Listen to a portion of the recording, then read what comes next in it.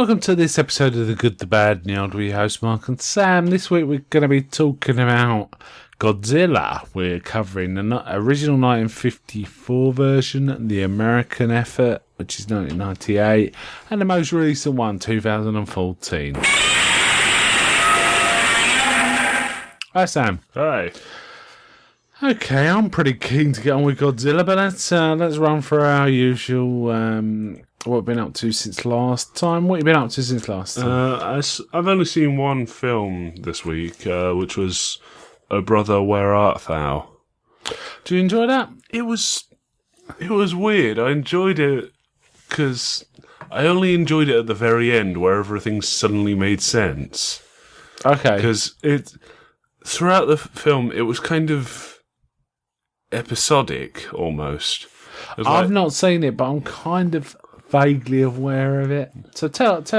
It's like they do something. I don't want to sort of spoil this because it's got a pretty good payoff. Okay. They do something, and then that would be completely self-contained.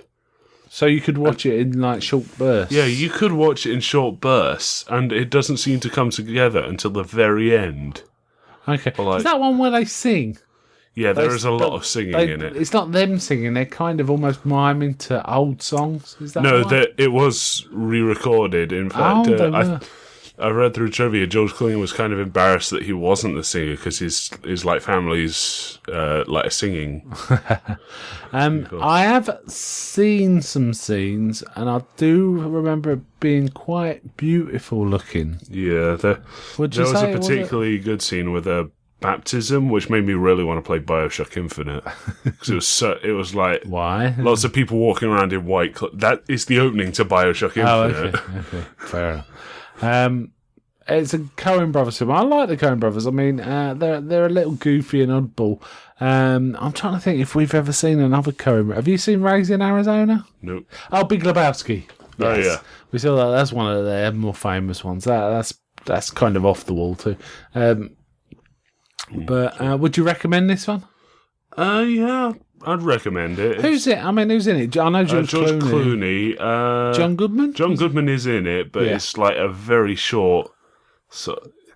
it's almost sort of cameo length. It's one of the episodic bits, isn't it? Yeah, he like appears about 2-something minutes. Oh, okay. And then he like reappears for a few seconds later. Right. It's really brief. Oh, okay. What'd you give it out of 10, do you mean? I'd give it about 7.5 out of 10. I think I want to see it now. Yeah, there is one really fun... This is kind of a spoiler for a bit, but there's one really funny bit with the KKK, which great way to start a sentence here. Funny bit with the KKK. Yeah. But they are... I swear to God... They are a comedy outfit. Go on. I swear to God, they're making the sounds that the guards from Wizard of Oz make. They're doing this weird dancing and they're going, ooh-wee-oh. The Coen Brothers are kind of famous for referencing other films sometimes. They particularly seem to do a lot of references to Stanley Kubrick films. Like if you occasionally can catch a reference to like Clockwork Orange or Doctor Strangelove and stuff like that in their films. So it probably is The Wizard of Oz. You're probably right. I'm trying to think. Never mind. Okay. Shall I do one? Yeah. I watched a film, it's 1938, I think, British comedy, which you got to be a certain age to appreciate this. I remember seeing these comedies when I was a kid on the TV, and I liked them then. So I already watched it. It was with a guy called Will Hay. I think I talked about him last time in terms of a film called Ask a Policeman. Does that ring a bell? About goofy coppers in a village where they start faking smuggling and there's actual smuggling going on. Does that ring a bell? Anyway, this one had Will Hay as this like headmaster's been kicked out of his school, and he goes to apply for a job, and somehow he gets mixed up with someone who's got a similar name to him, who's applying to be a prison governor. And because prison governors and running the school's kind of similar, the questions they ask him at the interview are kind of you know, they apply in both cases, and the answer's, you know, I believe in strictness and all this. So he gets the job. But when he arrives there's a prison breakout just as he arrives, and he gets confused with the prisoners. And for about a quarter of an hour, he's one of the prisoners, Convict 99, in fact, until they realise who he is. Then he becomes the governor, and he kind of runs it in his own way. And it's really shockingly weird because, like, he's basically letting the prisoners run the place, and they're all, like, sitting around on deck chairs, and the guards are bringing them tea and stuff like this. And it's kind of goofy. It was fun. I enjoyed it. I don't think these comedies travel. I don't think you'd ever see them or in America, say, or, you know, do you know what I mean? And I don't think an American or whatever would like them particularly. But I enjoyed it a lot. I'll give it 7 out of 10. I've got one more film. Did you say you only had the one? Yeah, I've only got one more. I've only got one, sorry. I'm trying to think if there's any TV. I did read Stephen King's Salem's Lot, the book, which I'm doing on a separate podcast. You know, I'm doing a Stephen King series as one of the Good, the Bad, and the Odd podcasts, so I'm not going to talk about that too much, other than I quite enjoyed it. I also watched a film which was really odd, which I had never even heard of before this. I read it in a book called 101 Greatest Horror Films, and it's called Valerie and Her Week of Wonders, right? Made in 1970, Czechoslovakian. And when you first watch it, there's this girl about 13, 14, like lying in a bed, and it looks really dodgy. And it is a really old film because it's very sexualized without containing sex. Well, there is some sex, but between adults, not with this girl. But it's all about sort of sensuality and it's very both surreal and sort of tapping into the subliminal. I'll give you an example. There's this guy this girl has a father who's a bishop, and they think this troop that's coming to town is his father, maybe, but it's also a vampire. The vampire looks like Nosferatu. He's a proper Nosferatu kind of vampire, but not pointy teeth, just rotten, weird teeth. And there's a touch of Alice in Wonderland. There's a touch of Nosferatu, as I mentioned. It reminded me a bit of the Seventh Seal, Ingmar Bergman, you know, Death, because he's wearing a black cowl all the time. This is in colour, and it looks really nice. And I see other movies made. This was 1970, but other movies made since kind of appear to be either influenced or they follow the very similar path. Wicker Man, it reminded me of a bit. And there's an old 70s vampire film, European vampire film called Daughters of Darkness, which it reminded me of a bit. It was interesting. There was like really odd scenes, like I'm trying to think of one. There's one where she's walking through like near a house, and there's all these maidens just in a pool, but in their clothes, but in a pool full of water, just giggling. Okay. And she carries on, and there's stuff like that. And it's like suddenly they keep going about weasels. Someone's called Weasel, and I'm not quite sure who that is. But at one point, a guy says, "I can see a weasel," and he pulls a shotgun out and starts shooting at this weasel, and it is a weasel running around. But then it suddenly transmutes to this vampire running away. And it's just, the story doesn't make much sense. There is a story, but it's kind of wanders about in its own way. It reminded me a bit of also, there's a werewolf film called Company of Wolves made in the 80s, which was a kind of about a young girl and how she has to be careful of the wolf. You know what I mean? It's, you know, quite sexual kind of suggestions going on in all that without being explicit. And it was kind of interesting. I'll give it 8 out of 10. I really liked it. But like I said, I never heard of it before I read about it in this book. And I'm pretty good on horror films, you know, from all countries. And just this one, never heard of it. It was alright though. It was just a bit...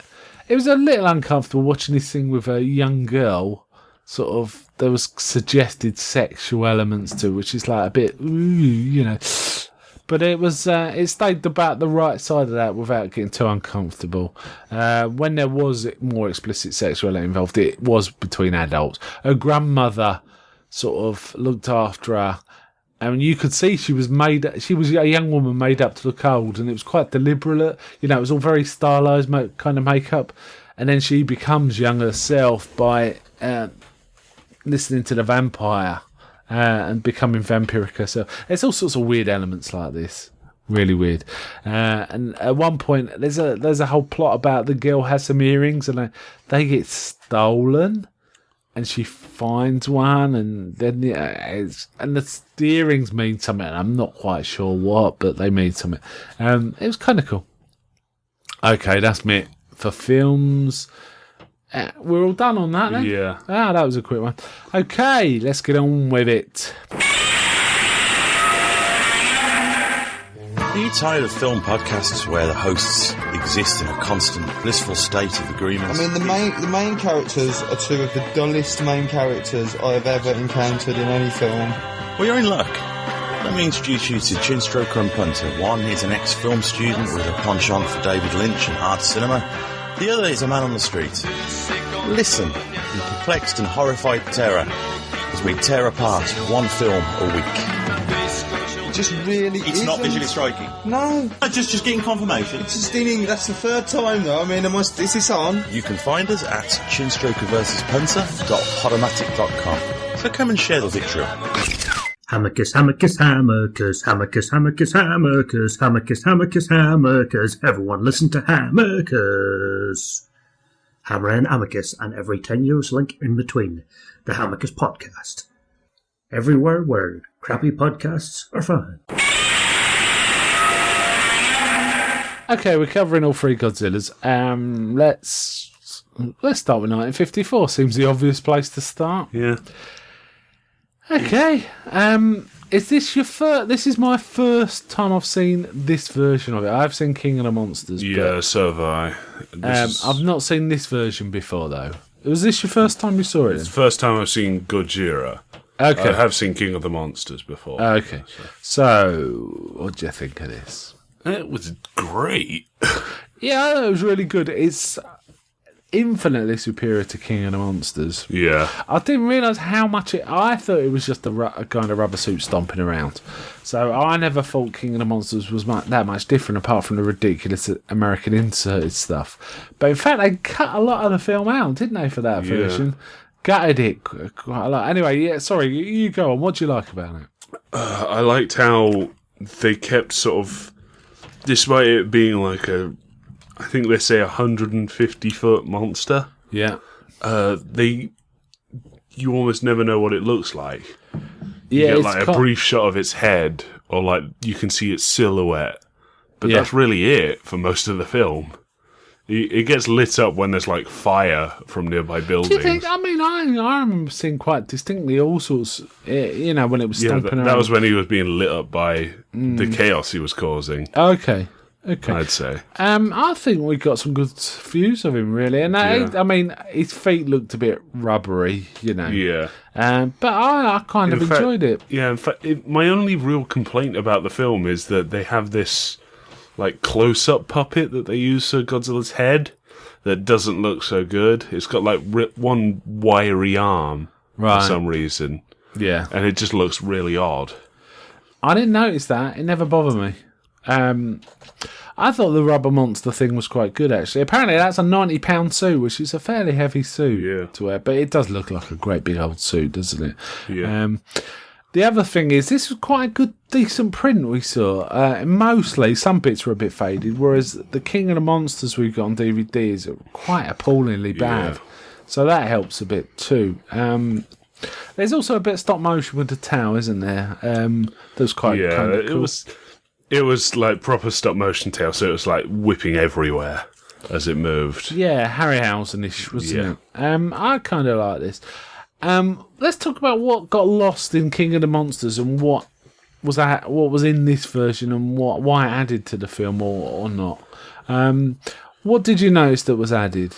Well, there was the obvious American inserts. Where Yeah, they just had this Steve Martin, I think the character was called. Yeah, he was. I think you're right. It was Raymond Burr, who is a famous-ish American actor. He was in the 70s, anyway.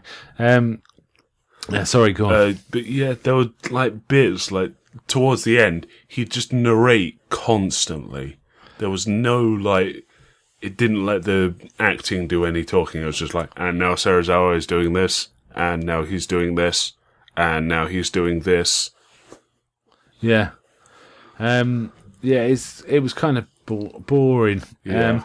What I felt was insert that made a big difference was we did see suffering of people. Yeah. Ooh, People were getting hurt, and there was a really grim bit where do you want to say there was a woman sitting in an alleyway hugging, I think it was 2 or 3 kids to her, and she was saying, going, "Don't worry, kids, we'll be with Daddy soon." Yeah, man, that's grim. And the bit with the oxygen destroyer. Now, to be honest, I can't remember. It's been a while since I've seen King of the Monsters, but I don't remember. It's a major plot thing, but I just don't remember much about it being mentioned in the King of the Monsters, other than just right at the end. Funny enough, this film peaked, in terms of Godzilla action, it really peaked at around halfway through. Well, we had a good 10 or 15 minutes of Godzilla story, and then he kind of disappeared, didn't he? Yeah, but that was more to make way for them talking about the consequences of using the oxygen destroyer. Oh, I agree. Oh, that's right. But it was kind of interesting how it was paced, is what I mean. It didn't just build and build and build. Godzilla's main attack was in the middle, is what I mean. And then, whereas, I don't know, with King Kong, it was kind of constant, wasn't it, actually, thinking about it. Yeah, Godzilla, he decimated a town pretty much, Yeah, there was this pretty horrifying shot.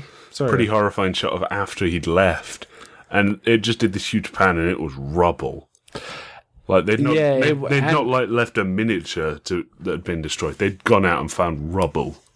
And it was reminiscent of Nagasaki, pictures of Nagasaki, which must have had an impact on the Japanese psyche, definitely. It's funny how also there was a few contemporary cultural references in the film, which kind of, it didn't jar as much as you think it would, but I actually say something like, "Oh yeah, it's like those radioactive tuna again," or something like that, which I think was a reference to some Japanese fishing ship getting accidentally irradiated. Yeah, it got caught in the Bikini Atoll test, I think. Yeah. June, the swimming suit bikini. It's called bikini. It was called that because at the time the Bikini Atoll test was in the news. So it's kind of suggesting this is a bombshell. Wow. Yeah, I mean, that's the way things were a bit different back then. How can we capitalise on this nuclear disaster? Well, it wasn't a disaster, it was a test. They nuked a Japanese fishing vessel.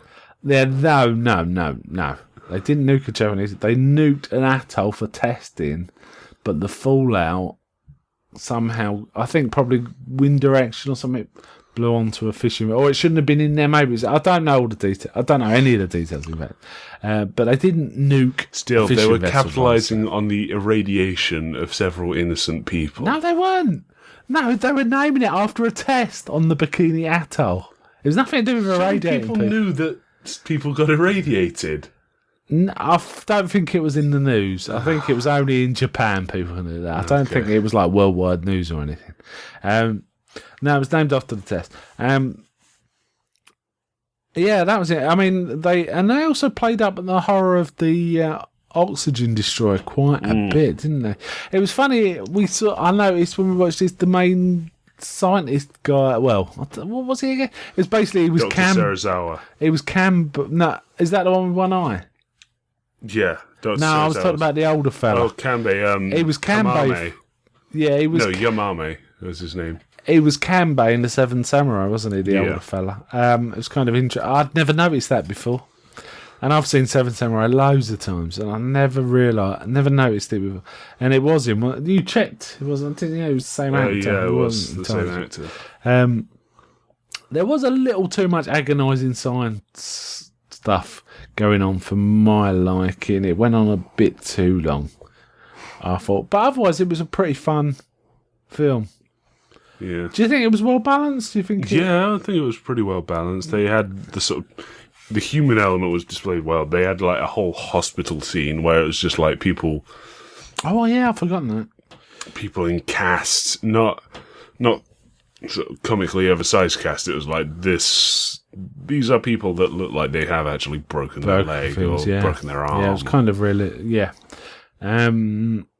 I enjoyed this one a lot. I think I can kind of see why it set up a whole franchise. Frankly, it's kind of a lot of fun, and that roar is spectacularly good. Yeah. I mean, that really makes Godzilla. It's so distinctive and cool. It kind of made me laugh watching this, where there's been in the news about, and you know, with the media, you don't know how realistic this is, you know, how true it is. But there's been some comments about some Japanese people find the 2014 Godzilla a bit fat, Yeah. whereas this one was pretty fat, wasn't I it? think they You need know? to see the Godzilla from 85, where it was. His body shape was more. Sumo. If you think of the 2014 Godzilla as like, this is going to be a bit mathy, an isosceles triangle, I think it is. Yeah. This is an equilateral triangle. Is the 85 Godzilla? Wow. Triangle. Big base. Yeah. But to me, the Godzilla we just watched was quite similar looking to the one from 1954. That's what I thought. Okay, what would you give this out of 10? I'd give this a 9. Wow, you really liked it. Yeah. I'll give it a 7. I liked it too, not as much as you. So, do you think this is one of the best Godzilla films? Yeah. It's up there. I think so too. I never used to think that. King of the Monsters I don't rate at all. But this version I really liked. Yeah. Having said that, it's been a long time. Apart from King Kong versus Godzilla, it's been a long time since I've sat and watched I watch some of the Godzilla older films Godzilla every so films. often. Do you? So, Maybe we should try a And run of them. I admit I have gotten used to the more campy Godzilla. So Yeah. like he'll beat a monster up and then he'll start like hopping about or stuff like that. Yeah. And then he just steps on people. Yeah. All right, then let's move on. Unfortunately, as part of this, we had to. Well, didn't have to, but we decided to watch 1998. Now, I haven't seen it before, so I was kind of keen to see it. You had seen it before. Now, here we've gone from a prehistoric monster type thing to an irradiated French iguana. Polynesian iguana. Yeah. Okay. General feel for it. What do you think of it, Jared? I didn't like it. I think it sucked quite badly. It was atomic level sackage, frankly. Yeah. It was. I like the one thing I liked about the film was I actually kind of liked the creature design, Godzilla's creature design. I think it was kind of cool. Unfortunately, the design was the only thing I liked about it. Now that you was telling me this version of Godzilla is now called Zilla. Yeah, Toho pretty much confiscated the rights to him. I think. Okay. They just went, okay, you're not doing anything more with this. Yeah, And took it back and called it, officially named it Zilla. right. He's even got his own little. If you look at all the backs of older Godzilla movies, they have like this little stamp for each of the monsters that are in it. So like Destroy All Monsters has a lot of stamps, but Zilla's one, he's sort of like curled up on the ground. I see. Just resting. There's lots of things wrong with this film. It was overly long for a start. I'm trying to think where to start. I've got to be honest. Some of the basically they recruited a lot of comedy actors, so they were going for a comedy angle. They recruited about half the cast of The Simpsons. No, I usually like Matthew Broderick, and I didn't dislike him in this film, but yeah. But we had Harry Shearer, and also was it the voice of Bart Simpson? Of like all the bar people from Simpsons. Hank Azaria. Yeah. Harry Shearer is like this creepy news guy. And then Nancy Cartwright, I think it was, as like one of his assistants. And she does the voice of Bart, doesn't she? Yeah. Yeah. Yeah, so we have all these comedy actors, and like probably the most unfunny. I'm Script. using inverted comma, air quotes here. Funny comedy lines ever. They were just so flat. Yeah, there's an especially bad bit where one of the plans to get Godzilla out, to get Zilla out of hiding, because he hides in New York City somehow, he is to like fill this. They set up a load of police barricades and fill the area that they've marked out with fish. And then Matthew Broderick turns to this other soldier that he sort of got chummy with and goes, "That's a lot of fish." And there's a solid 5 minutes of silence. No, it's not 5 minutes. It's a 5 minutes beat. where there's no dialogue. Yeah. Okay. I also felt the so-called dramatic scenes were just really poorly handled and judged. Really It's the fact that appallingly he bad. kept getting that close to Godzilla. Yeah, and looking at it. I'll And they give you an kept having example. moments where it'd be like Moments they'd look with the in woman. each other's eyes, and then the light-hearted music would start playing. Yeah. While there's a bunch of 9-foot killing, deadly lizard things approaching them, they'd start looking lovely. Let's talk about the female love interest in it. God, Oh gosh, she was annoying. well, it wasn't just annoying. She was a terrible actress. She really couldn't act. It was like a flat reading of every line. I don't know what the thinking was. The CGI, right, if you just took a frame and looked at it and blew it up into a picture, it was fine. However, the entire movement and how they acted was quite poor. Yeah. They looked weightless. There was no weight to them. Yeah, there's a bit where I think I pointed it out to you, where one team, like one of the Godzilla babies, jumped in the air and was able to grab a guy and sort of magnetize him to his feet. Yeah. His feet, which can't grip. Yeah. I don't know. There was, and it was just the whole thing of they're being chased by giant lizards, but they're still giving stupid comedy moments. Yeah, And pauses for the laughs, where realistically that killing thing would have just torn your head off in that pause. The bit where he's going up and down in the lift and the doors are opening on different levels of lizards, it's just appallingly not funny. Which comes to my main gripe with the whole film. Basically, Godzilla's treated as a fall guy in this. Godzilla or his offspring are treated as like either comedy fall guys or foolish elements, or interacted in such a way as they're not a threat in any way. Godzilla spends most of the time running away. That's how bad of a film Godzilla film this is. Yeah, The military destroys more of New York than Godzilla does. and this giant lizard can get. There is a line, isn't there? Yeah. Manhattan's the perfect island. Is somewhere he can. What is it? Somewhere It's he an can, island he can where hide. you can hide. What? How? It's all long, straight lines where you can see. It's just ridiculous. And they really annoyed me when they destroyed the Chrysler building. That's my favourite building. So Especially it really bugged me. how every time the military shoots missiles at Godzilla, he just ducks. They just play Godzilla and his offspring as cheap gags. Yeah. Or if it's sort of meant to be a perilous situation for a human being, you know it isn't, because they'll do something so Godzilla, for example, won't react as they drive through his feet. Yeah. Or he'll fall over. they actually drive up his heel at one. Don't they use his They heel as a ramp off one at of his point? toes. There's the and most then they frustrating, but they end up in his mouth. Yes, and they electrocute him, and He just spits them What the out. Okay, and also then they try and play him like they've treated him like an idiot. This is what really bugged me about this film. They treat Godzilla like a chump.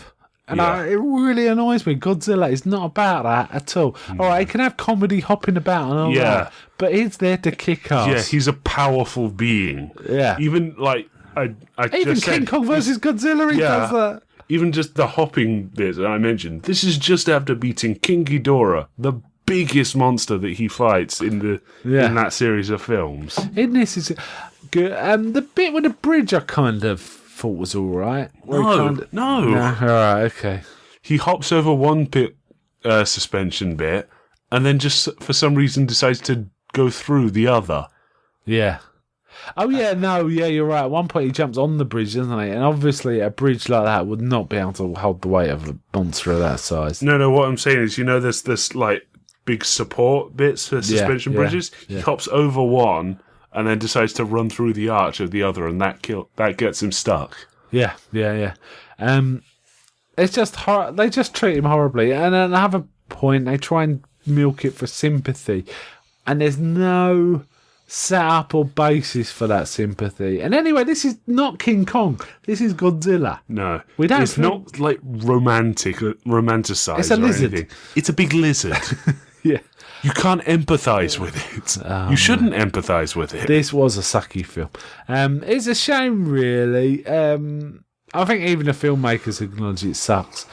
It's like, couldn't they get anyone... apart from Matthew Broderick, they're all like TV actors, really. We get Hank Azaria, I suppose. Some of their behaviours are just ridiculous. The chase by Godzilla's offspring through that building just annoyed me when they kept having comedy beats and pauses for the laugh, and the lizards weren't attacking. Would stand there and like... There's a great bit imagine where Jurassic Park did that. It'd just be awful. That's another thing. They were constantly ripping off Jurassic Park. They were constantly ripping off Jurassic, which was fine if it had worked, but it just didn't. All right, okay. The thing that really got me about the stadium was when he pushed over the gumball machine, and that sent Godzilla baby slipping and sliding. Yeah. I mean, there you go. Being a fool guy. Being a fool guy. Being made an idiot. Those silly Godzillas. For what? You don't have a comedy T-Rex in a scary dinosaur film, do you? You shouldn't be doing it with Godzilla. All right? Anyway, all right, let's give this a score out of 10. What'd you give it out of 10? 4. Wow, that's generous. No, I would have given it a 3, but it did lead to 2 awesome moments in later actual Godzilla films. You did actually say it. One where they basically shrug this thing off as nothing. Yeah, that's fine. It's like, the Americans say Godzilla attacked New York, but they always over-exaggerate everything, so probably not. And then he appears in Final Wars, where he gets completely trounced in about 2 seconds. Yeah, that was funny. 19 seconds, wasn't it? Or something like that. Something literally stupid like the that. original Godzilla just dispatches him in 19 seconds. You also mentioned that there was quite a good spin-off animated series. Yeah, I forgot to talk about it earlier, but I actually watched one of them. Oh, yeah. It was pretty good. Same characters? Yeah, it's still Nick Totopoulos, but it's not Matthew Broderick. No, but it's him, these characters. Yeah, and they're smarter. Let's just put it like that. There's the love interest is completely useless in the series. Yeah. She well, she's like that in the film too. Yeah, no, what I'm saying is she'll like show up and it's always she's somehow got the antagonist of the episode to wherever they want to be. Okay. Or like there's one where she actually gets a full terrorist operation to Monster Island. Nice. And they let out all the monsters, thinking that the monsters are like it's like a free. It's kind of like Peter, but for giant monsters. Right. And the monsters just end up killing all of them. Good. Oh, I like that. That's the sort of episode I'd like to see, actually. There's a few other things I was going to say about this film. Oh, yeah. All right, shall I rate it 2? I'll give this 2 out of 10. It's not Twilight. No. I think... At least Twilight. It's funny how these films kind of parallel. You know, we did King Kong last time, didn't we? How the middle King Kong was terrible. Yeah. And this is kind of the same. And I think... I'm trying to think which one's sucks worse. This or in the 76 Kong. They're both pretty silly. I think this. I'll give this Kong. 2 out of 10. Kong wasn't doing something stupid. It was everything around him was stupid. Yeah, his approach. In this, you're it's right, Godzilla that's stupid. That's made to look bad, and that the Godzilla does not deserve that at all. Okay, we call it. I don't know. I've still got more anger about this one. Carry on. The bit where Needs every ounce of your where rage. they're telling the world, they're doing a news broadcast, tell the world the stadium's full of baby Godzillas, and they start getting lovey-dovey Yeah. in the middle of the broadcast with literally hundreds of these These things monsters are kicking around down them. the door. They're literally It's like- poking their head through the window of the booth they're in. Oof. It's like they were inept. The thing is Roland Emmerich, isn't it? Emmerich. And he's made some films I like. They're goofy films, but I like them. I like Independence Day. I really do. I'll agree. It's like a popcorn film. You just watch it for the Yeah, it's fun. Whereas this was like almost the opposite of that. It was like you'd watch it for fun, but it was boring and And they had this weird subplot, irritating. which was a dig at the two reviewers, Siskel and Ebert. And they had I've this forgotten that really arrogant Mayor Ebert. Mayor Ebert, and he had a stooge sidekick called assistant, Gene. Yeah, And their whole thing was like thumbs up for Mayor and they Ebert. did. I literally do thumbs up thing Yeah. at one point, didn't they? What? Yeah, great way to make you a film for the ages. Do a thing- very specific cultural reference. When Siskel and Ebert reviewed it, Ain't funny. they were even going, if you're going to take this much time and effort to take a dig at us, why not just have the monster eat us? Yeah, be a lot easier. Okay. Yeah, so it was a monster film where the monster was a fool, and there was no peril, there was no particular drama, there was no comedy. It didn't work on any level, really.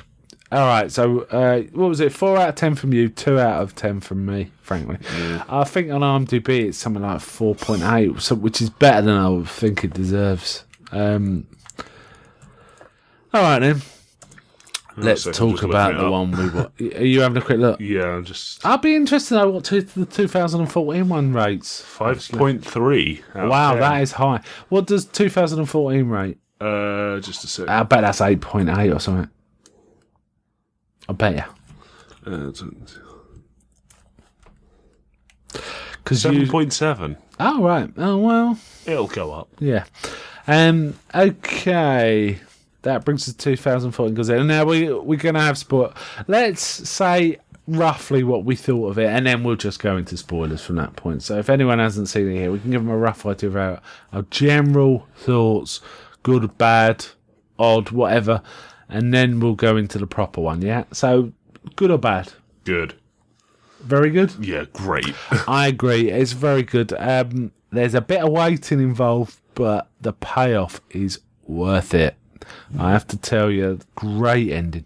Okay, that's it. We're on the spoilers now. If you don't want it to be spoiled, and let me tell you, there are spoilers to be had. One of the things about this film is I was surprised how many surprises there were in it, and that hadn't been spoiled. So bear that in mind if you want to listen on. All right, let's talk about it proper.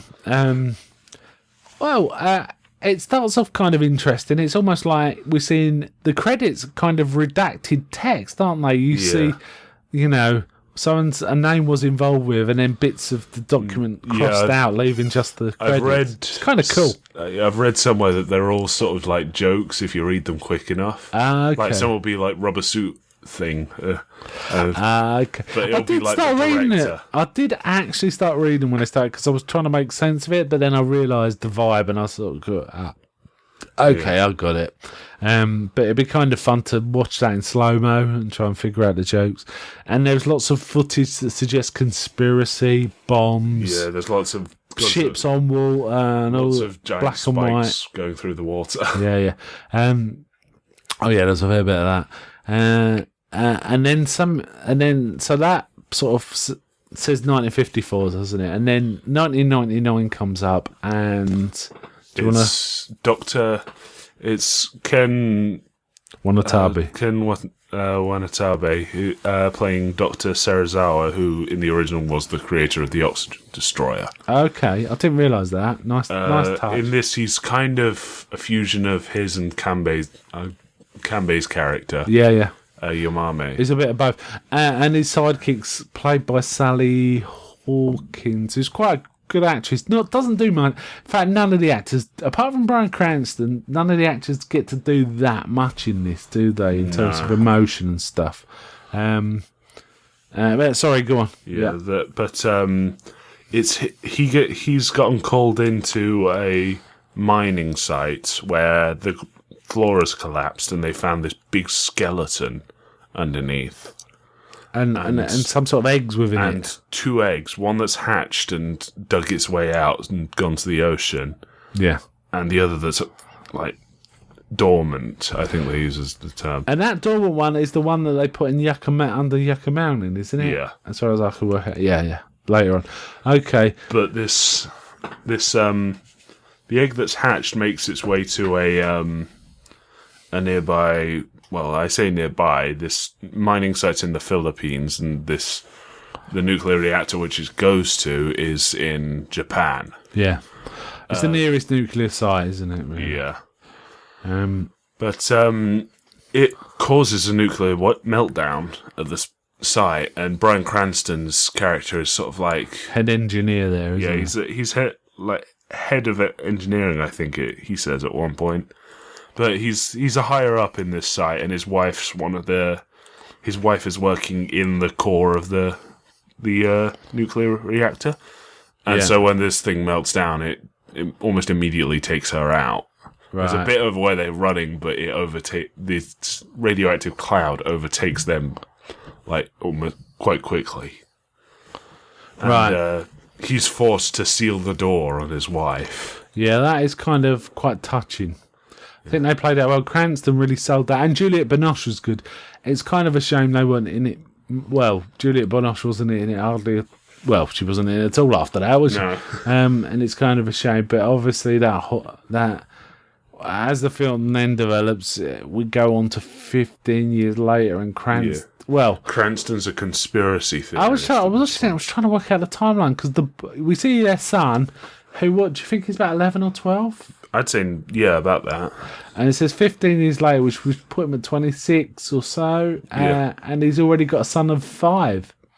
So he obviously got married early. He's married to one of the Olsens twins. Elizabeth Olsen. Who I understand is a pretty good actress, but wasn't apart from crying a lot, she wasn't given that much to do in this. No. I mean, it fulfilled a function. The thing is, this is epic. This is about Godzilla. It's not about the people as such. They tried to inject some human stuff in it, but unfortunately it was kind of a bit one note. Once Cranston wasn't in anymore, I think Bryan Cranston really bought his A game. The whole scene where he's talking to a mirror, but he knows it's like one-sided. Yeah. So he's talking to people that he knows, and he's like, "This is a conspiracy. I know what you're doing." And he's like shouting that he has a right to know, and it's just a brilliant scene. I mean, ultimately, Bryan Cranston dies fairly early on, doesn't he? Yeah. And it's kind of, I found that kind of an interesting director's choice because it seemed to me a better way of doing it. And I'm not saying there was anything wrong with the way it was done, but it might have been better to keep Cranston around to be the interaction with Ken Watanabe to discuss the issues that are bothering Ken Watanabe, and then we see a character kind of getting redemption at the end. Yeah. But he dies. Yeah. So none of that happens. It's kind of, I think, did they really write that at the beginning and not think through how they could use that character? Anyway, and someone who's great like Bryan Cranston, but there you go. That's how I do like how that whole scene was almost like a nod to the Japanese plan in 1954 Godzilla, which was like surround Japan with electric pylons to get rid of him. Yes. And then this electric cables that they used to try and trap the Muto egg. Yeah. It just walks through them and pulls over several when we saw it, we didn't know it was a Muto. I thought it was, I wasn't entirely sure, but I assumed it was going to be Godzilla. So that was one of the surprises that wasn't spoiled by the internet for me. Did you know? Or? No, well, I'd assumed that it was the Muto, because in the trailers they kept going, in 1954 we tried to kill it, so Yeah. I'd assumed that Godzilla was the thing from 1954. Yeah. And the thing is, before the Muto bursts out, it's kind of, you see a shape of it, and it is kind of Godzilla's shoulders and head shape. Yeah. So you assume Godzilla's going to come up, but he doesn't. It's this other thing, this Muto, which is like a kind of... It's it's alien-esque, isn't it? Yeah, it's nothing like... There's no creatures like that on Earth, but there is apparently It's Earth got these is weird- terrestrial.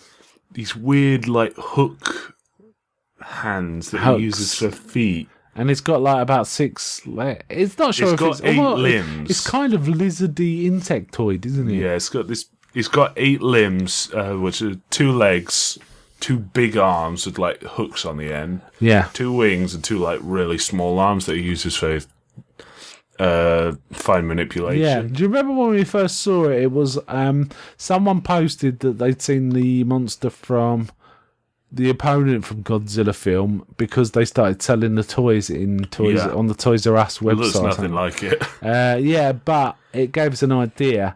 And when I saw that, I thought, well, that's something that isn't terrestrial. That's got to be from space or something. Yeah. But in fact, in this, it is terrestrial, isn't it? And they actually call it a parasite, which kind of ties back to the fact I like some of the ideas. There was huge plot holes, but I did like the idea the creature created an EMP, so therefore technology was useless against it. Yeah. I thought that was a cool idea. It does kind of get rid of the Hollywood tactics sort of thing. Yeah, I mean, they even had to load nukes. It's like, They had well, to we have to go up and shoot it. Yeah. So then it moves on 15 years. Bryan Cranston's been caught sneaking around or trying to get onto the place where he used to live, which has been evacuated and declared lethal radiation dosages. Yeah, but levels. when he gets there, it's completely clear. And he brings his son back in, who is Kick-Ass, isn't it? What's his name? Taylor Johnson. Yeah. And he goes in with him, but then his radiation meter measures 0. So he takes his mask off, and they both take their masks off, and they're talking away. They get back to their old house. There's a Mothra reference. Yeah, I mean, Bryan Cranston makes some really good emotional... talk about the Mothra reference. It's not much. It's literally it's just a moth tank. It just says moth on the front, and there's like a piece of paper that has "Ra" written on it. Yeah, we both noticed it. We went to separate viewings, but we both noticed that. And there was an earlier point Bryan Cranston made. He said, they evacuated us. I haven't even got a picture of your mother because they won't let us back in our houses, which I think was kind of... And he gets that payoff, doesn't he? He finds a picture and he starts crying, which is really well done. It sounds corny as hell, but it was really well done. Yeah, it's this bit where he's just sort of standing there looking at this banner that was set up on the day that the reactor melted down that just says Happy birthday, Daddy. And the film starts with that. And one thing that made me laugh was when the kid was walking around with the banner, the movement of the banner sliding around the corner kind of reminded me of shots from Godzilla films when you see his tail disappear. Yeah. I thought that was a nice touch. And the son also picks up one of his little toys, a toy soldier. No, his son's a soldier now, by the way. He's in bomb disposal, isn't he? Conveniently. He knows about bombs and all sorts. But he keeps going on about it. Anyway, the Muto gets away. Oh no, and Bryan Cranston also talks about, we had set up this audio equipment and I could hear it talking. They were talking, he was saying. Which gets Ken Watanabe thinking. And they find all this old data that Bryan Cranston had, and it matches the data they got now. Yeah. The readings they're getting now. So they think he's talking. So the Muto escapes. Bryan Cranston dies. He dies. He gets almost crushed by a crane. Yeah. That the Muto wrenches over. I still find that a weird beat in the film that he died. I really was surprised. My two surprises in this film were Bryan Cranston goes out early because he's in the trailers. I assumed he'd be all the way through it. Yeah. And it would have made sense. There was no even acknowledgement built into the script where Ken Watanabe acknowledges Bryan Cranston was was right about like talking, and there was a conspiracy and stuff like that. Well, so that whole character died unresolved. Really, it was a bit odd. I mean, I guess the sun picks up, but it seems odd. And the other surprise, what did I say the first one was? Cranston going out. The other one was the thing that they're protecting was, I thought it was going to be Godzilla, and it turns out to be a Muto. The third one was, I didn't realise there was going to be 2 Mutos in it. Yeah, I thought there was only going to be one. I knew that there'd be 2 monsters, but because I'd only seen, because they share such a similar design, and what I'd heard was that they had like really different looks. Oh no! That I thought just that it size, would just isn't be, it? It's just no wings and a bigger one. Yeah, female. And what? And that. But then there's this pretty good bit where set in Hawaii, where one of the Mutos has taken a nuclear sub. It's just like eating the missiles inside of it. Yeah, he's dragged it onto land, isn't he? It's into the middle of the forest. Now, the film actually did a lot of references to modern disasters.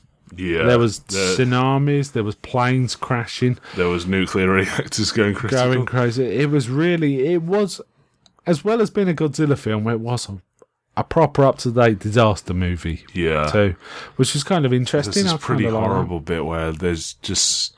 It's a shot from the top of a building where you can just see water flowing through streets. It's like taking cars, pylons, people, street. Yeah, we see the dog. A dog escapes, but Did the dog escape? I mean, we saw it running through the crowd. Gareth Edwards, when the trailer was released that shows the dog running away, he had to go on Twitter and went, "Yeah, the dog's okay." That's okay. Yeah, because don't a couple run into one of the buildings and shut the doors, and the water for a few seconds gets held back by the glass. They get up onto the roof. They go up on the roof. Once you're on the roof, it's not so bad. And then we get the money shot with some people firing off flares. Yeah, Godzilla just walks past. Man, there was a couple of fist pump moments in this film, and the first roar from Godzilla made me super happy. Yeah, I was grinning. I liked how there was some sort of... It was more subtle than when Godzilla was approaching. It was like the Muto would be attacking the airport. Yeah, and then there'd be like all these workers like running around trying to find cover, and then water would just sweep in under their legs. Yeah, it's good, wasn't it? Yeah, and they don't even acknowledge it. They're just sort of like, oh, just carry on. Yeah, and we sort of, and then Gareth Edwards teases us a lot. Yeah. We see the beginnings of fights, and then it cuts away, and we see someone watching a news broadcast, which shows a bit of the fight. Yeah. So we seem to like not see the fights, and that really bothered me. We see like a bit of ridiculous. Isn't he going to show us something? Yeah, we see a bit of Godzilla like throwing the Muto, and then it cuts to this little kid who's watching it reaction. Yeah, and then it's like Godzilla just chasing the Muto. Yeah, let's talk about the sort of beats you usually get in at traditional Godzilla films, right? And I was kind of mentally checking these off as I saw them. A grizzled old war general. Yeah. Little kid. Yeah. There was 2 of them. There was there was his own son, and he also helped a little kid. Yeah, there was a little kid that he was helping on Hawaii, and that kid looked very much like a lot of the little kids you see in Godzilla films. Yeah. Like single colour shirt, shorts, t-shirt, perky, let's think what else there was. There was trains losing power. Yeah, lots of trains, electricity, like lots of trains in old Godzilla films. Yeah,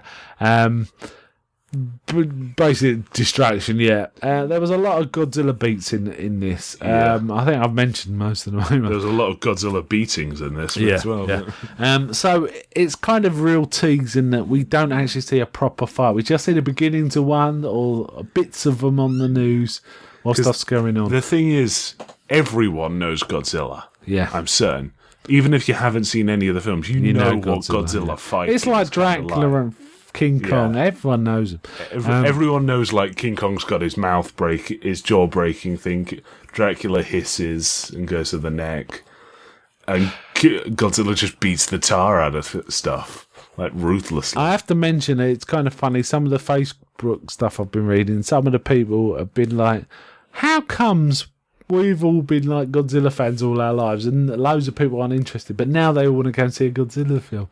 It's kind of, it was a bit, you know. Because one's been released Yeah, in America. yeah, and it looks damn cool for the trailers. That's kind of what it is. To be fair, the last one that was released was pretty much... Final Wars was pretty much just like, and there's all these monsters. Yeah. Look, let's watch Godzilla kill them really quickly. Anyway, we get some more shenanigans. The other Muto gets out, who's been kidnapped. The other Muto who's is a female. much bigger. Female. Yeah, it also has like weird alien, the alien queen vibe. It has similar vibes to that. It reminded me, actually, the face reminded me a bit of the Predator, actually. Yeah, no, it was the stomach where it all sort of rippled. Yeah. And you could You're see quite the right. eggs. And we got gave me eggs. vibes. And the female turns out to be much bigger and not winged. So Godzilla's basically taking on a smaller winged Muto and a large unwinged one, a really large one, his size. Whereas the flying one's a bit flying one's smaller. about 2/3 of his height. It'd be about like a big eagle to us, wouldn't it? That's the sort of size. The non-winged one's about his height, and it's on all fours. It's all fours, and it's got these weird claws. Yeah. Those claws were nasty when they were put to effect. We get some... I really like the shot of Godzilla swimming just below the surface and the Navy following him. Yeah. And if you... Because at first you just see his, are they bone? I'm not sure. spines. His plates coming out. And then you can start making out his outline a bit under the water. And as you make his outline, you realise he's way bigger than you first thought. He's enormous. Yeah, I think that shot is great in that it shows that Godzilla isn't like antagonistic towards the human. He doesn't care about the humans. He just does doesn't he? care. He just wants to hunt down those things. That's what he wants to do. He's kind of like he's kind of Cthulhu-like. He's kind of above it all. Yeah. If he does destroy stuff, it's just because it's there. And Ken Watanabe says, he's just been waiting, listening or something like that. He says this is what he does. This is what he does. Hunts them down. They keep referring to Godzilla as the alpha predator, which is awesome. Yeah. And then we finally, eventually we get to some... we see things like Vegas being destroyed by a Muto, don't we? No, we don't see it. We see the aftermath of it. Yeah. Which, again, is like a bit... Come on, show us some stuff. We see a bit of it pulling down the... Little France Eiffel Tower. Yeah, one of the kids in the audience where I was actually said, "Are they in Paris?" It could be shame. We had a lot of kids in the one we went to talking a lot. Yeah, we had a few kids, but mostly it was just like whenever Godzilla roared, you just like there were a few rows in front, and you could see them just put their hands over their ears. Yeah, I mean it was awesome. Definitely loud. Yeah, it was roar. cool. The louder the better.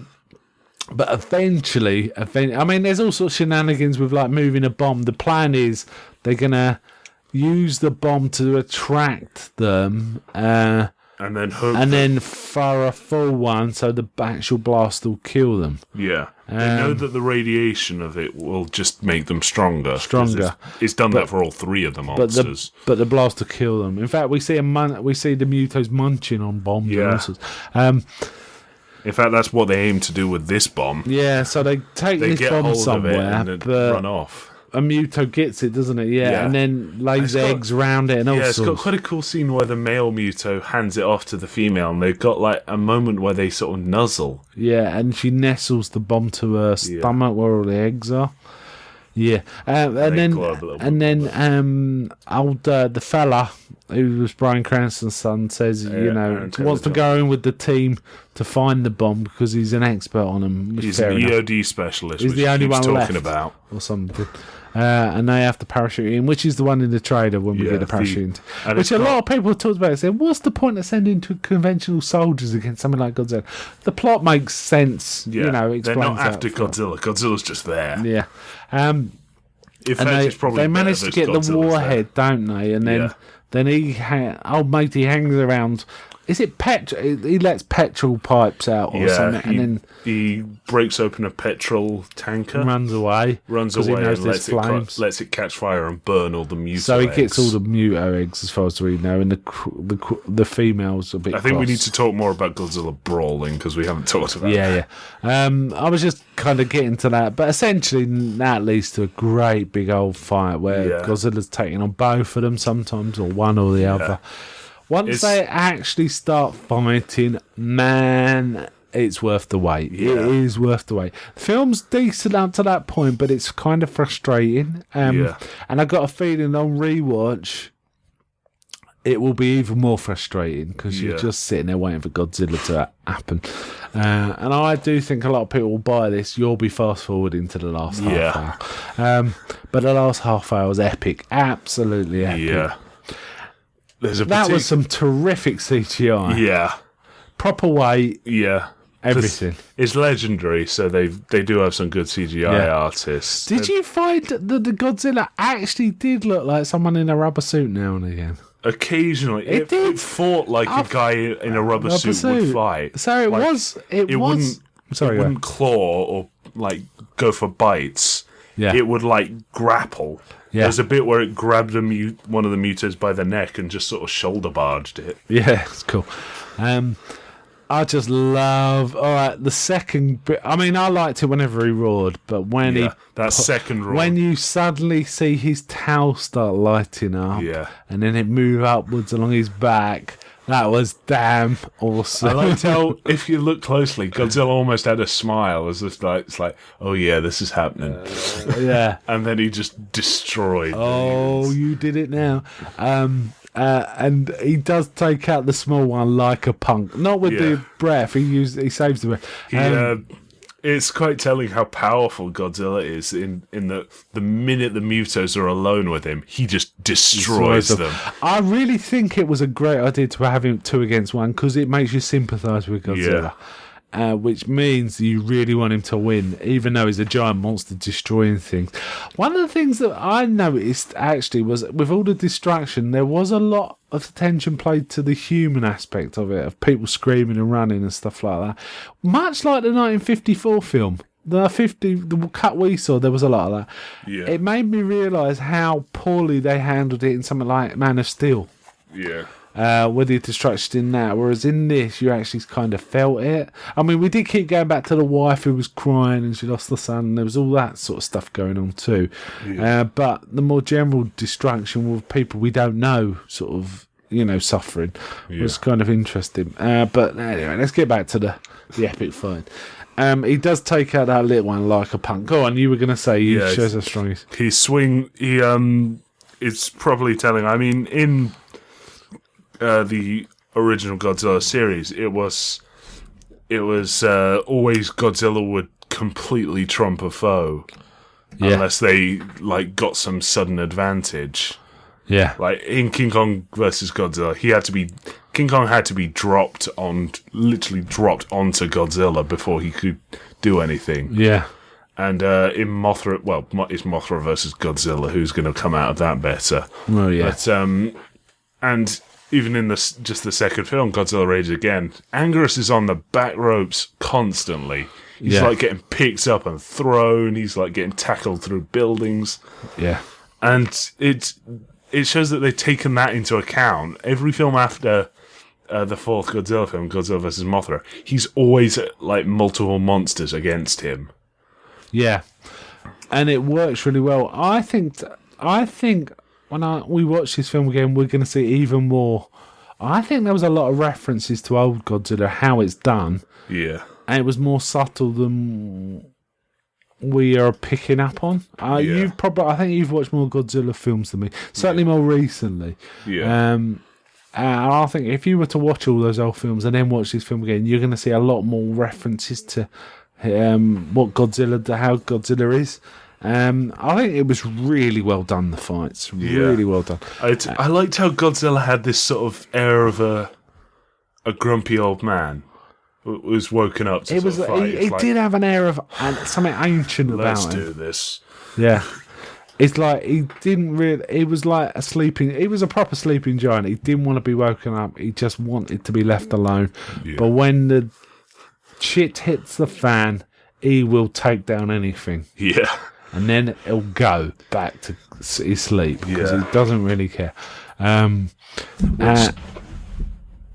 Which is also present in this film, because after he beats the mutants, he like goes to sleep for a bit. He does, actually, yeah. I really like both takedowns. Yeah. The fly one was funny because it was just so Yeah. badass. The It was way just he did it. so like sudden. It was like Godzilla looks at him for a moment, and then suddenly spins around and smacks him with his tail and sends it flying into a building. Just kills him outright, Yeah. doesn't it? Kills it straight away. I like that because like there's a moment where Godzilla looks smug, and then the building falls on him. Yeah. And it doesn't affect him, though, No, does it? he like has to I rest for a thought, second. It's like, oh, that stung. I thought we wouldn't see Godzilla for a while, and then you think he was dead, because he'd been buried, but he'd just come out. But it didn't work like that. He just got straight up. And his taking down of the second Muto was just all kinds of awesome. It was like, right, you want to... school's in and I'm the teacher. Yeah. Kind of business. I like what he did go for Ford, and then there's like just a moment where he stopped. I honestly sort of thought, what's going on? And then it was like slowly pulled back, and it panned around, and you can see Godzilla just grappling. It's like, okay, Here we go.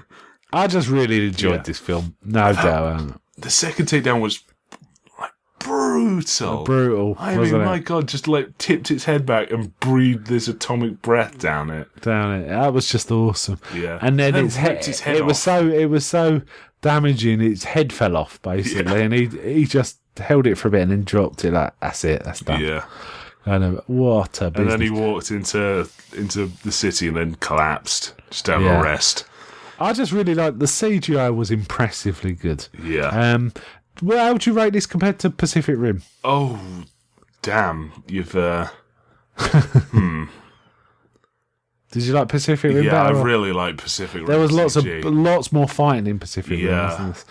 I have to say though, this fight topped anything I saw in Pacific Rim. Pacific Rim. It was focused more on the actual monsters fighting. If they went through a building, it was just like, oh, there's a cloud of rubble smoke and stuff. But in this, it's like you can almost feel every rock that hits the ground. Yeah. It was a terrifically made film. I didn't understand why they did certain things with some of the script, and it was a bit unfortunate that, in getting to Godzilla, some of the sort of characterization and character development kind of fell by the wayside. They were more reacting to what Godzilla was doing, and that was it, really. That's kind of what you have to do with Godzilla. Once Cranston was gone, we kind of lost character development, didn't we? Yeah. Or, really, really feeling for a character. But how did it? Was it epic? The monster fighting was just epic. It was really, really good.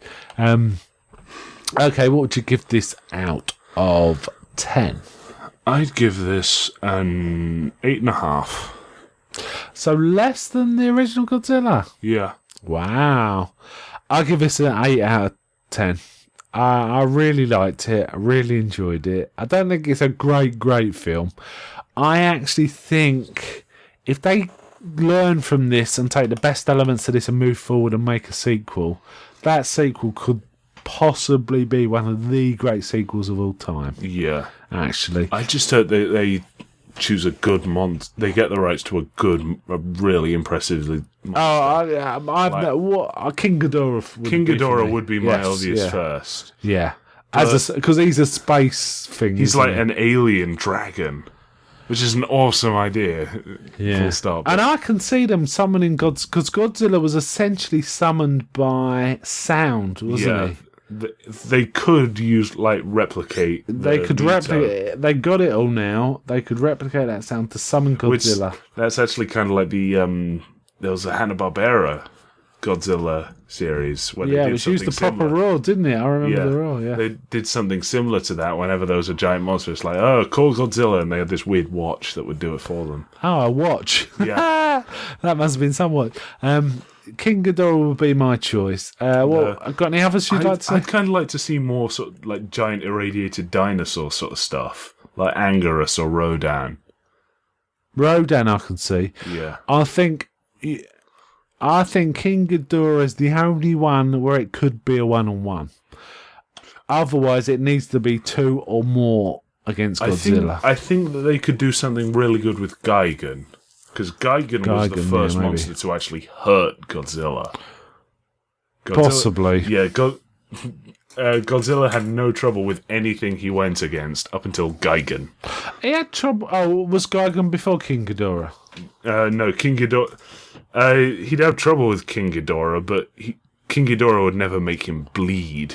Yeah. That's how much trouble Gigan caused. The only thing I'd have trouble with Gigan is Gigan does look kind of goofy. Yeah. Well, you haven't seen the Final Wars redesign. Let me have a looks quick kind look. of. Its body looks kind of Geiger-ish. It's got all these. Oh, tubings, really? Oh, that sounds interesting. Tubes and like. I mean, it ridges. does lend itself a bit the same way Pacific Rim does. It does lend itself. Oh yeah, I see what you mean. It does lend itself to a Lovecraftian, Elder Gods, Cthulhu kind of thing, doesn't it? Yeah. How about Cthulhu? Would that be a crossover too I'm sure far? there's like loads of fan art of that sort of stuff anyway. I'll bet. Yog-Sothoth. Yog-Sothoth rolling up for. That's the other one, is it? Oh, I can never Shopping remember. Roth. Shemerl or something like that. Okay. Yeah, my first choice would definitely be King Ghidorah, but I can kind of see Rodan plus one. A as pretty well. good Godzilla film in I think the late 90s called Godzilla, Mothra, King Ghidorah, All Monsters Attack, which actually had King Ghidorah as a good guy, a protagonist monster. That's not Destroy All Monsters. No, Godzilla, Mothra, King Ghidorah, All Monsters Attack. All Monsters Attack. It's good. It just rolls off the tongue, doesn't it? Yeah. But it's got Godzilla as like the representative of all the tortured spirits of those that died in the Pacific. Yeah. Right. Wow. And King Ghidorah, Mothra, and Baragon are like guardian monsters. Okay. I've only seen a bit of it, and Godzilla takes out Baragon like a. He pins Baragon down and just starts stomping on him. That's how He does that a lot. Literally stomping on him. Yeah. He does that in films. Yeah, he does He's that in only lots done of that a films. couple of times that I Has can he? remember in films. Aside from I don't know that what I'm thinking scene, of. Crossovers I definitely don't want to see, I'll tell you. King Kong. I'd like to see a Pacific Rim. Yeah, I mean that's the other really obvious crossover, Pacific Rim, because that's essentially what they're doing.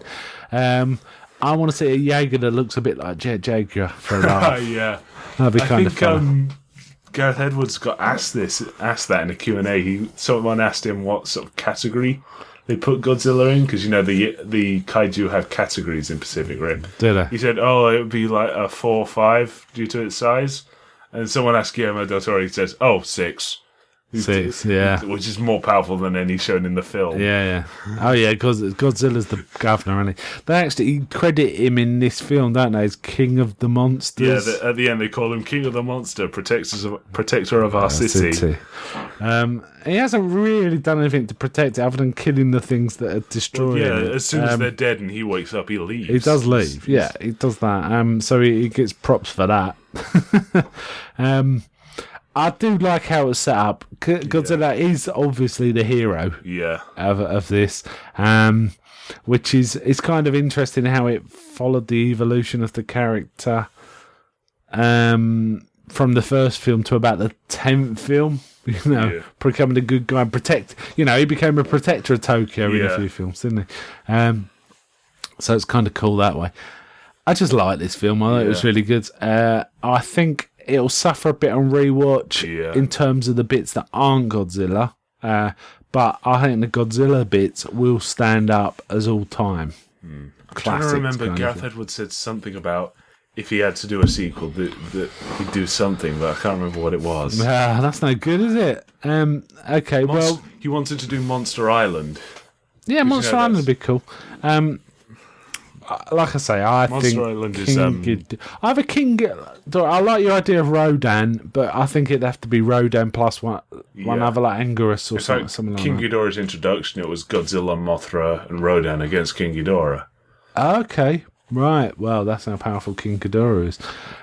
King Ghidorah kind of makes sense to me. Imagine a CGI version of King Ghidorah. Yeah, Whoa. There was one in Godzilla, Mothra, all the Was it any monsters good? attack. Yeah, it was pretty good. Okay. They had him sort of flying Okay, for a moment. cool. Okay, then let's wind it up there. I'm not sure exactly what we're doing next. We were talking about maybe doing the double bill of X-Men First Class and X-Men Days of Future Past. That kind of would tie in because in a week's time, Days of Future Past to be out, so it kind of makes sense. But we might be doing something else. We got several things on the back boiler, Predators, all the Predator films, for example, and stuff like that. We'll see how it goes. Okay, then. I have to say again, Godzilla is definitely worth seeing on the big screen. Yeah. I meant to ask, did you see it 3D? Yeah, I saw it 3D. I see it 2D. It didn't really have any sort of significant 3D, except when he roars in Chinatown, because that was like proper. He's coming out the screen sort of stuff. That sounds like a good place to do some 3D though. I do like how that roar went on just a bit too long, and it was like, oh my god, that thing's loud. It shut up all the kids in our cinema. Yeah. I tell you. All right then. One So kid started crying. nice. Okay, bye from me. Bye.